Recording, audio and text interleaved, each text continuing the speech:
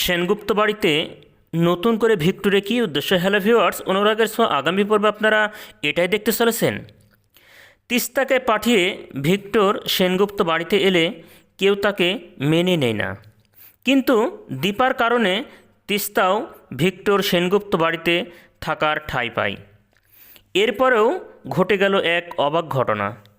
সূর্যের নামে পার্সেল এসেছে, তাও আবার পাথর। কে পাঠিয়েছে সেই পাথর? দীপার সন্দেহ ভিক্টরকে। ওইদিকে সূর্য তার মানসিক ভারসাম্য হারিয়ে ফেলেছে। সে কোনো কিছুই মনে করতে পারছে না। সূর্যকে কেউ টাচ করলে ভাইলেন্ট হয়ে যায়।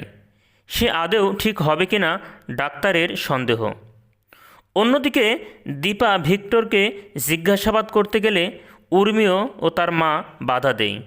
তবে কি এটা ভিক্টরি কাণ্ড? তোমাদের কি মনে হয়? কমেন্ট করে জানিয়ে দাও তোমাদের মতামত। আর হ্যাঁ, তোমরা যদি আমার চ্যানেলে নতুন হয়ে থাকো অবশ্যই আমার চ্যানেলটি সাবস্ক্রাইব করতে ভুলবে না কিন্তু। ধন্যবাদ।